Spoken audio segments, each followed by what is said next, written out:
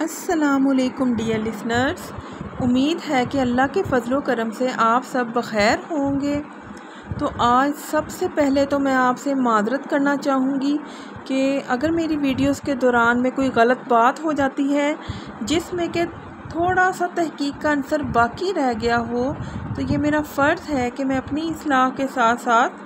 آپ کی اصلاح بھی کروں۔ تو انشاءاللہ آج مجھے آپ کو یہ نقطہ یعنی پوائنٹ کلیئر کروانا ہے، اور اللہ ہی اس میں میری مدد فرمائے کہ سورہ فاتحہ کو نماز میں پڑھنا اکیلے ہوں یا باجماعت ہوں، یعنی امام کے پیچھے ہوں، امام مسافر ہو یا مقتدی مقیم ہو، یہ تمام باتیں جو ہیں یہ لوگوں کے درمیان ایک بہت بڑا مسئلہ ہے، جن کو کہ آج ہم نے قرآن و حدیث کی روشنی میں حل کرنے کی بھرپور کوشش کرنی ہے، اور اللہ ہمارا حامی و مددگار ہو، آمین،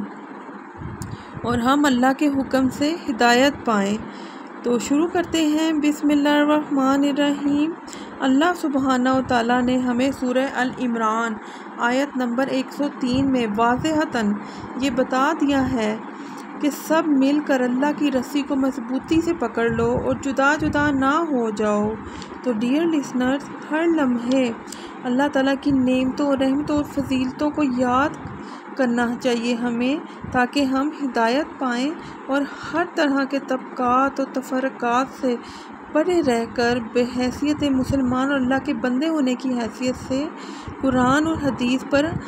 ہمیں دعا کرنی چاہیے کہ اللہ ہمیں عمل کرنے کی ہدایت دے، آمین۔ تو بے شک اللہ ہی ہے جو دنیا و آخرت میں ہمارا معاون و مددگار ہے۔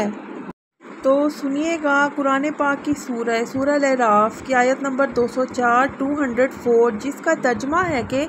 جب قرآن کی قرأت کی جا رہی ہو، یعنی قرآن پاک پڑھا جا رہا ہو، تو اسے غور سے سنو اور خاموشی اختیار کرو تاکہ تم رحم پاؤ، فلاح پاؤ۔ تو یہاں پر کچھ لوگ اس آیت کے بارے میں اپنا موقف یہ رکھتے ہیں کہ میں آپ کو ایک مثال کے ذریعے بتاتی ہوں کہ اگر امام مسافر ہو اور مقتدی مقیم ہو، یعنی کہ جو امام ہے نماز پڑھانے والا وہ سفر میں ہو اور جو پیچھے نماز پڑھ رہے ہیں جماعت میں وہ وہیں کے رہائشی ہوں، تو جو اب امام ہے وہ تو سفر میں ہے، وہ تو اپنی قصر نماز پڑھ کر چلا جائے گا۔ اب قصر نماز کیا ہے؟ تو قصر نماز میں ہمیں سفر کے دوران اللہ کی طرف سے نماز میں چھوٹ ہوتی ہے، اور یہ قصر نماز کا ایک الگ ہی بہت بڑا ٹاپک ہے جو میں انشاءاللہ آپ کو پھر بتاؤں گی۔ تو اب جو مقتدی وہیں کا مقیم ہے، یعنی وہیں کا رہائشی ہے، تو اب جو امام ہے اس نے اپنی نماز پڑھی اور وہ فرض نماز قصر کی پڑھ کر وہ تو چلا گیا، اب جو پیچھے مقتدی رہ گئے ہیں جو وہاں کے رہائشی ہیں تو ان پر لازم ہے، اور عقل کا تقاضا اور اسلام اور قرآن کی روشنی میں بھی یہی تقاضا ہے کہ وہ باقی کی 2 رکعتوں میں سورہ فاتحہ پڑھے، اپنی نماز کو مکمل کرے اور سورہ فاتحہ کی قرأت کرے۔ امام صاحب جو آگے قرأت کر رہے تھے وہ اب موجود نہیں ہیں، وہ تو وہاں سے چلے گئے ہیں، تو اب قرآن کی کوئی قرأت نہیں ہو رہی، تو مقتدی خود قرأت کر کے اپنی نماز مکمل کرے۔ اچھا، تو اب دوسری طرف حدیث ہے کہ غور سے سنیے گا کہ حدیث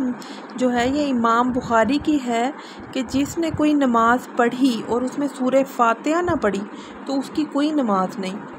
تو دوسری طرف اس حدیث کے بارے میں کچھ لوگ یہ اپنا موقف رکھتے ہیں کہ چاہے قرأت ہو رہی ہو، چاہے نہ ہو رہی ہو،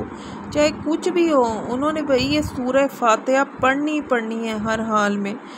تو ان کو تو چاہیے کہ وہ اس آیت کا بھی احترام کریں جو اللہ تعالیٰ نے حکم صادر کیا ہے سورہ الاعراف میں، اس حکم کی بھی تکمیل کریں، تو یہ ہم تمام مسلمانوں پر فرض ہے۔ تو یہاں پر وہ اپنا اس آیت کے بارے میں یہ موقف رکھتے ہیں کہ یہ آیت تو مشرکوں کے لیے ہے، ان پر نازل ہوئی، تو اللہ معاف کرے، نماز تو ہم مسلمانوں پہ فرض ہے، مشرکوں پہ تو نہیں نا۔ تو یہ سورہ فاتحہ ہمارے لیے ہے، یہ ہم نے پڑھنی ہے، تو جب اس کی قرأت کی جا رہی ہو یعنی امام قرأت کر رہے ہوں تو ہمیں چاہیے کہ ہم غور سے سنیں۔ ڈیئر لسنرز، بے شک ہمارا دل اور روح بھی اس کو ریپیٹ کر رہے ہوتے ہیں اندر ہی اندر، اور جب قرأت نہ کی جا رہی ہو تو ہمیں اس کو خود ہی پڑھنا ہے اور اپنی نماز کو مکمل کرنا ہے۔ اچھا، تو اس مسئلے کو امت میں جس نے سب سے زیادہ اٹھایا ہے نا، وہ امام بخاری رحمۃ اللہ ہیں۔ تو صحیح بخاری اور صحیح مسلم دونوں میں یہ حدیث متفقہ ہے کہ جس نے نماز میں سورہ فاتحہ نہ پڑھی اس کی کوئی نماز نہیں، اور امام بخاری نے تو اس پر پورا ایک باب باندھا ہے کہ امام ہو یا مقتدی ہو، مسافر ہو یا مقیم ہو، جہری نمازیں ہوں یا سیری۔ اب جہری اور سیری نمازیں کیا ہیں یہ بھی میں انشاءاللہ آپ کو آگے بتاؤں گی۔ تو اکیلا ہو یا جماعت میں ہو، سورہ فاتحہ پڑھنا لازم ہے۔ اور امام بخاری نے ایک کتاب بھی لکھی، جز القرأ۔ جز حدیث میں اس کتاب کو کہتے ہیں جس میں کہ ایک پورا ٹاپک تفصیلاً بیان کیا جا رہا ہو۔ جز القرأ کی حدیث نمبر 36 میں امام بخاری نے اپنا موقف لکھا ہے کہ سورہ الاعراف کی آیت 204 جس کا ترجمہ ہے کہ جب تلاوت کی جا رہی ہو، قرأت کی جا رہی ہو قرآن پاک کی، تو چپ ہو جاؤ اور اس کو غور سے سنو، اور تاکہ تم اللہ کا رحم پاؤ۔ اور حدیث بھی جو کہ یہ ہے کہ نماز جس نے پڑھی اور اس نے سورہ فاتحہ نہ پڑھی تو اس کی کوئی نماز نہیں، یہ ہمارے رسول صلی اللہ علیہ وسلم کی بات ہے۔ تو اب یہ دونوں باتیں بیک وقت ہم نے ماننی ہے، تو اللہ کی بات بھی ماننی ہے، نبی صلی اللہ علیہ وسلم کی بھی۔ تو امام بخاری کہتے ہیں کہ کریں تو کریں کیا؟ تو اللہ تعالیٰ نے ہمیں سورہ النساء آیت نمبر 80 میں بتا دیا ہے کہ جس نے نبی صلی اللہ علیہ وسلم کی اطاعت کی تو گویا اس نے میری اطاعت کی۔ تو ہمیں اللہ اور اس کے رسول صلی اللہ علیہ وسلم دونوں کی بات ماننی ہے۔ تو امام بخاری نے ہمیں اعتدال کا رستہ بتا دیا ہے، وہ اس طرح کہ جو ہمارے اسلاف تھے وہ سورہ فاتحہ کے لیے نمازوں میں سکتے کیا کرتے تھے۔ اب سکتہ کیا ہے وہ بھی میں آپ کو بتاتی ہوں کہ جب امام قرأت کر رہا ہو تو مقتدی کو چاہیے کچھ نہ پڑھے سوائے سکتوں کے۔ اور پھر امام بخاری رحمۃ اللہ بھی ابو ہریرہ رضی اللہ عنہ کا قول لے کر آئے کہ امام کے لیے 2 سکتے ہیں، ایک سکتہ ہوتا ہے ثنا پڑھنے کے لیے اور ایک رکوع میں جانے سے پہلے۔ اور امام بخاری رحمۃ اللہ فرماتے ہیں کہ امام کے سکتوں کو سورہ فاتحہ کے لیے غنیمت سمجھو۔ رسول کریم صلی اللہ علیہ وسلم نے بھی فرمایا ہے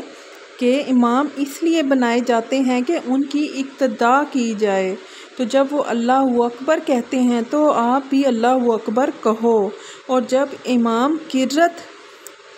کرے تو غور سے سنو اور خاموش ہو جاؤ، اور جب امام وَلَضَّالِّینَ کہے تو آمین بھی کہو۔ تو یہاں قرأت سے مراد حضور صلی اللہ علیہ وسلم کی سورہ فاتحہ ہی ہے۔ سنن ابن داؤد کی حدیث نمبر 777 میں ہے کہ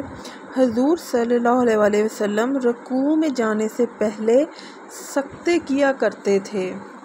تاکہ جو دیر سے نماز میں شامل ہوئے ہیں وہ بھی سورہ فاتحہ پڑھ لیں۔ اور حضور صلی اللہ علیہ وسلم نے یہ بھی کہا ہے کہ آئندہ اس سے بچیں اور کوشش کریں کہ تکبیر تحریمہ میں ہی نماز میں شامل ہو جائیں۔ تو امام سے سکتے کروائیں، اس سے سنت زندہ ہوگی۔ اچھا، تو ڈیئر لسنر، انسان کو چاہیے کہ وہ اپنے اندر نا لچک، فلیکسیبلٹی پیدا کرے کہ اگر وہ کسی غلطی پر ہے تو اس کو چاہیے کہ وہ اپنے اندر اس بات کو درست کرے تاکہ وہ اللہ اور اس کے رسول کے مزید قریب ہو سکے۔ اچھا، تو اب جہری اور سری نمازوں کی بات کر لیتے ہیں، غور سے سنیے گا۔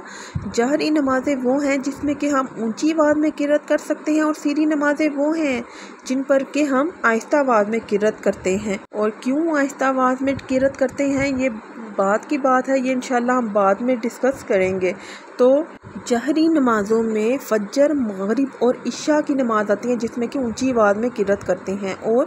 سیری نمازوں میں ظہر اور عصر کی نمازیں آتی ہیں جن میں کہ ہم آہستہ آواز میں قرأت کرتے ہیں۔ تو اگر ہم اپنی پانچوں نمازوں میں فرض نماز کی بات کریں تو ٹوٹل 17 فرض بنتے ہیں، جن میں سے کہ 11 سیری ہیں جن پہ کہ قرأت آہستہ آواز میں کی جاتی ہے، اور صرف 6 جو ہیں وہ جہری ہیں جن پر کہ قرأت جو ہے وہ اونچی آواز میں کی جاتی ہے۔ 2 فرض فجر کے جہری اونچی آواز میں قرأت، 4 فرض ظہر کے سیری آہستہ آواز میں قرأت، 4 فرض عصر کے سیری آہستہ آواز میں قرأت، 3 فرض مغرب کے 2 پہلے جہری اونچی آواز میں قرأت، اور تیسرا اور آخری جو ہے وہ سیری آہستہ آواز میں قرأت۔ اسی طرح عشاء کے 4 فرض، پہلے 2 فرض میں جہری اونچی آواز میں قرأت، آخری 2 فرض میں سیری آہستہ آواز میں قرأت۔ اللہ کرے ہم سب کو یہ نقطہ سمجھ میں آ جائے اور ہم ہدایت پا لیں، آمین۔ تو ڈیئر لسنرز، آخر میں آپ کو ریوائز کروا دوں کہ جو بندہ گھر میں ہو یا مسجد میں اکیلا نماز پڑھ رہا ہو تو اس کو چاہیے کہ وہ سورہ فاتحہ کی قرأت کرے، اور جس طرح ہم عام نارمل گھر میں نماز پڑھتے ہیں وہ ویسے ہی پڑھے، اور جو با جماعت پڑھ رہا ہے امام کے پیچھے تو اس کو چاہیے کہ وہ جہری نمازوں میں جب اونچی آواز میں قرأت کی جا رہی ہو تو اس کو غور سے سنیں، اور اگر سکتے ہوتے ہیں تو سکتوں میں وہ سورہ فاتحہ بھی پڑھے، اور جہری نمازوں میں جو ہیں وہ اگر سکتے نہ بھی ہوں تو آپ قرأت غور سے سن لیں تو یہی بہت ہے۔ جہری نمازوں میں کوئی واجب یا لازم نہیں ہے، بس یہ ہے کہ آپ قرأت کو غور سے سنیں، لیکن سیری نمازوں میں بالکل بھی اس کی چھوٹ نہیں ہے کہ آپ سورہ فاتحہ نہ پڑھیں۔ سورہ فاتحہ سیری نمازوں میں کیونکہ قرأت نہیں ہوتی، آہستہ ہوتی ہے، تو آپ کو چاہیے کہ آپ لازمی پڑھیں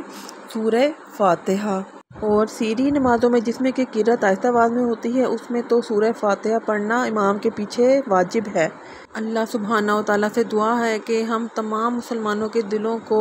اپنے ہدایت کے نور سے منور کر دیں، آمین۔ تو اس بات کو صدقہ جاریہ سمجھ کر پھیلائیے گا، اپنا بہت خیال رکھیے، دعاؤں میں یاد رکھیے، فی امان اللہ، السلام علیکم۔